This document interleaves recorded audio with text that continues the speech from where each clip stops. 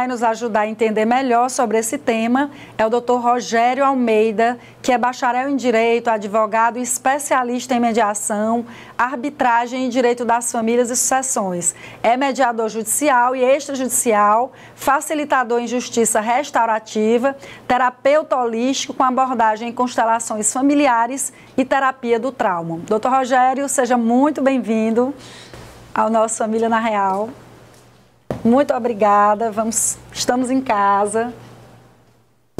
Sente-se.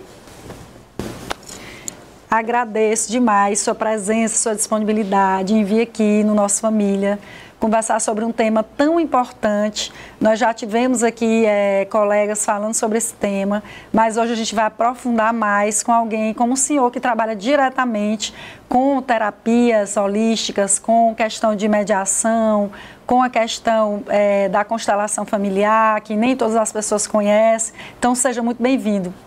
Eu que agradeço, eu fico feliz de poder estar aqui. Eu já vi que alguns professores e professoras minhas já vieram aqui e é um desafio bom, é um desafio gostoso poder estar aqui para colaborar com o seu programa. O seu programa é muito importante porque ele trata de temas que são muito caros para a família brasileira. Então, parabéns pelo formato do programa. Muito obrigada. A intenção aqui é trazer essa informação de forma mais acessível possível à população, conhecimento. Então, doutor Rogério, me permito chamar de Rogério, meu colega querido. A gente vai começar aqui o bate-papo entendendo melhor o que são os meios consensuais de resolução de conflitos e por que eles são tão importantes, no caso aqui, para o direito das famílias, que a gente sabe, e o senhor vai poder explicar aqui melhor a amplitude, né, das possibilidades de aplicação da mediação. E também voltado para o nosso direito das famílias aqui, que é o foco do nosso programa. Bem, a princípio, o sistema de justiça no Brasil, ele começou a enfrentar muitas dificuldades para entregar para a população o chamado acesso à justiça. E aí, muita confusão se criou após a Constituição de 1988, que se pensava que acesso à justiça é judicializar qualquer questão, qualquer problema. E aí, hoje, muitos processos tramitando no judiciário brasileiro, envolvendo questões que podem ser resolvidas de outra forma, de outra maneira, de uma forma consensual. O sistema de justiça não teve outra alternativa a não ser abrir espaço para esses meios consensuais de resolução de conflitos. Quando eu ingressei na advocacia, durante o curso eu tive rápidas pinceladas sobre a mediação. E ali eu me identifiquei rapidamente. E fui estudar mediação, justiça restaurativa, depois as constelações familiares, depois fui estudar o psicotrauma. E aí eu percebi que a dimensão do ser humano é mais importante do que se trazer uma questão e se olhar apenas como o olhar do direito, do sistema de justiça, se judicializando uma questão. Então eu fui trabalhar o ser humano e o conflito, como esse conflito se estabelece. E os meios consensuais, eles são as ferramentas que o sistema de justiça precisa para que ele possa entregar o acesso à justiça que ele tanto promete. Rogério, antes da gente adentrar aqui sobre mediação mesmo, e sobre todos esses métodos, para uma pessoa ser mediadora, né, o que ela precisa, qual a formação dela? Você tem essa formação, é um curso separado, tem que ser formado em direito? Eu gostaria de entender que você nos explicasse aqui. A mediação, ela é uma técnica de diálogo assertivo, onde o mediador ele vai aprender como ajudar as pessoas a expressar seus sentimentos, suas emoções, seus problemas, suas posições, suas necessidades através da palavra. Então, qualquer pessoa pode fazer um curso de mediação. Existem os cursos privados e para ser um mediador extrajudicial. Você se formando como mediador extrajudicial, você pode abrir uma câmara de mediação. Sim. E passar a trabalhar a partir daí, né? O judiciário, ele faz um convênio com a sua Câmara de Mediação e você começa a atuar. O judiciário também faz a formação em mediador judicial.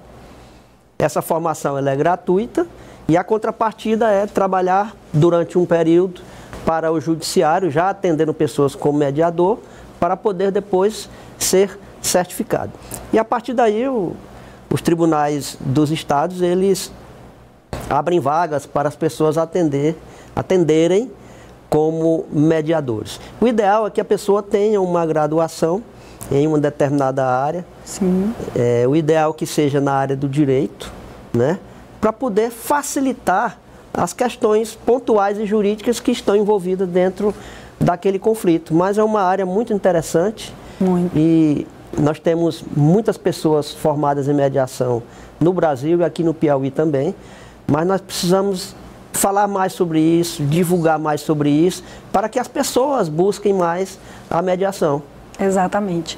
E, Rogério, e qual a principal diferença entre resolver um conflito familiar por meio da mediação e no judiciário, por meio de um processo litigioso?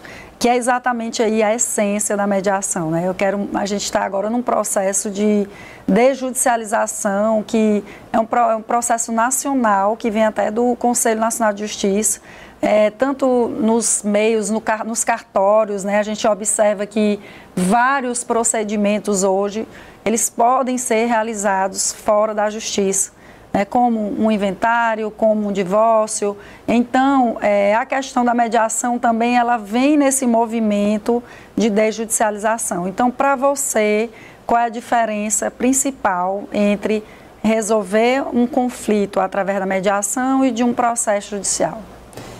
Tem pontos que são muito importantes, que é a celeridade e a efetividade. Celeridade no sentido que, em uma sessão, as pessoas podem chegar a um consenso, a um entendimento, e a partir daí se formular um termo de acordo e, se quiserem, homologar através do juiz. Então, rapidamente se resolveu. Se você vai judicializar, aí vai ter que entrar no procedimento jurídico do direito de família, do direito processual civil, e aí vai entrar numa fila. Sim. Além disso, a questão emocional também. Muitas vezes a pessoa fica aflita, ela fica ansiosa, ela fica estressada, porque aquela questão ainda não se resolveu, ainda não foi resolvida. Por isso que a sessão de mediação, ela é muito eficiente, porque em um único momento você pode resolver uma questão. Se você não resolver todo, resolve parcialmente, em outro momento vai para uma segunda rodada de conversa e procura resolver a outra questão. Ou seja, você pode ali marcar diversas sessões de mediações, se você, mediador, vislumbrar ali que está caminhando para um acordo, não é isso, doutor Rogério? Sim, eu não concordo com uma prática que é muito comum no judiciário brasileiro. Sim. É de se buscar automatizar uma sessão de mediação, 20 minutos. Gente, quem trabalha com conflitos, onde o emocional está em nível alto, sabe que 20 minutos é só para o início ali, as partes desabafarem, como se você sentir o ambiente, começar a olhar para outra pessoa com quem você tem conflito, sentir segurança, sentir confiança no mediador, naquele ambiente que é um ambiente que seja acolhedor e um ambiente seguro, para depois você começar a responder as questões e começar a resolver. Então, quando eu vou para o sistema de justiça fazer uma mediação, se for necessário, eu passo dos 20 minutos. Se for necessário, eu te marco uma segunda sessão. Porque o importante é que a pessoa ela tenha essa questão resolvida. Rogério, entre as técnicas utilizadas na mediação, quais que você considera mais eficazes? Assim, olha, essa técnica realmente ela é essencial para um bom êxito, um acordo. Ou seja, e eu aproveito aqui o gancho e pergunto para você a diferença entre conciliação e mediação. A gente vê muito esses termos na justiça e muitas pessoas acham que é a mesma coisa e não é, né? Então eu queria que você falasse um pouco sobre isso. Bem, a mediação tem uns princípios básicos da diferença entre mediação e conciliação. O mediador, ele tem uma distância igual para as duas partes. Ele não toma partido para nenhuma das partes, ele não julga a pessoa, ele acolhe aquelas pessoas e ele faz com que aquele diálogo seja um diálogo tranquilo, um diálogo assertivo. Tem também o princípio da confidencialidade e ele não vai opinar em relação à posição de cada pessoa. As pessoas têm amplo poder e liberdade para fazerem o acordo, vírgula. Se houver a percepção de que há um crime, que foi cometido um crime ou está a caminho de se cometer um crime ali durante aquele acordo, o mediador, ele, para aquela sessão, esclarece as pessoas. Se essas pessoas insistirem, então, encerra a mediação. A gente não pode concordar com um crime acontecendo. Na conciliação, o conciliador, ele já começa a dar opinião. Por exemplo, você vai trabalhar uma questão ligada ao direito bancário, né? E ele vê que o correspondente bancário, ele pode baixar um pouco mais o perfil dos juros que está ali. Tem muita gordura, a taxa de juros está muito alta. Ela pode orientar a pessoa e dizer, olha, você quer resolver? Comece a raciocinar do valor principal, inicial, lá do começo. Aí depois você vai ver que subiu demais. Aí a pessoa, opa, então o conciliador, ele já começa a intervir mais. Ele tem mais poderes, eu diria assim, para intervir. Eu já participei de sessões que começou como mediação, mas eu pedi a permissão para fazer conciliação. E tem a questão do vínculo também, não é? Salvo engano, na mediação tem que haver esse vínculo anterior. Não é isso em relação à conciliação, não. Pode ser com pessoas que nunca se viram, uma briga de trânsito, por exemplo, ao contrário da mediação que, por exemplo, ali são vínculos familiares. Não tem essa diferença também entre conciliação e mediação? Está virando uma tradição. Sim. Quando se fala em vínculos familiares, é porque geralmente esses conflitos ocorrem no meio familiar. Certo. Mas duas pessoas que têm uma questão que não se conhecem, elas podem ir para uma sessão de mediação, que o mais importante ali é que o mediador ajude as pessoas a restabelecer a comunicação. Entendi. E expressar as suas emoções. Certo. Agora, se é uma questão em que não é tão importante esse vínculo novamente ser restabelecido, se pode ir pelo rito da conciliação. Olha, a proposta de 100 está muito alta, vamos baixar para 50. Não, 50 não dá, 75. Ok, 75, pronto, fechou. Já está resolvida essa situação. Em relação a esses métodos, se eles são indicados para qualquer tipo de conflito, né, ou familiar, ou existe casos em que eles não são recomendados? Bem, a gente presta muita atenção na dimensão emocional daquelas pessoas. Como aquele conflito está nesse momento. Se ele está escalado, se um conflito está em níveis muito, muito altos, as pessoas emocionalmente elas estão muito ansiosas, estão muito aflitas, têm um medo muito forte, há uma raiva muito forte, ou essa pessoa emocionalmente ela está com algum distúrbio emocional, a saúde emocional dela está abalada, eu recomendo não fazer algum tipo de meio consensual.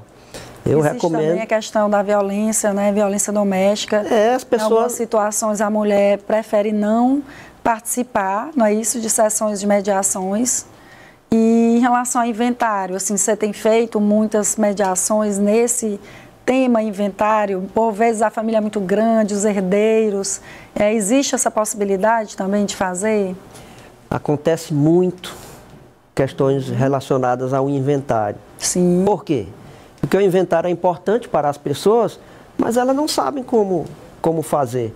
E aí, quando elas tomam conhecimento que a gente trabalha com esses meios, com essas ferramentas, eles nos procuram. Quais são as maiores dificuldades no inventário? As pessoas não se entendem. Sim. Qual o problema que está no pano de fundo, no inconsciente, a convivência familiar desde a infância.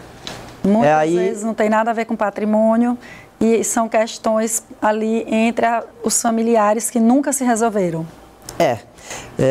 Aquele que se achou excluído, que meu pai não cuidava de mim, aquele outro que cuidou dos pais até o leito de morte, acha que merece mais. E aquele que morava fora, em outro estado, que chegou agora, você estava longe, eu acho que eu tenho um merecimento. Tudo isso vai pesar. E tem aquele também que, por alguma questão emocional, ele dá mais valor ao dinheiro, dá mais valor ao bem do que às relações familiares. E aí a gente precisa colocar em campo todos os herdeiros para, a partir daí, ver o que aconteceu com cada um. Essas sessões de constelação que eu uso nesse caso, por exemplo, elas chegam a durar 2, 3, 4 horas. Porque, imagina, são 10 herdeiros, sim, mais 2 pais falecidos ou um falecido. Aí tem um filho que foi havido fora do casamento, que precisa estar lá também. Precisa da representação do juiz e promotor, dos advogados. Então, muita gente aí participando. E eu tenho que captar a informação que cada representante está dando para fazer o alinhamento disso. Sim. Para, a partir daí, energeticamente, a coisa começar a fluir.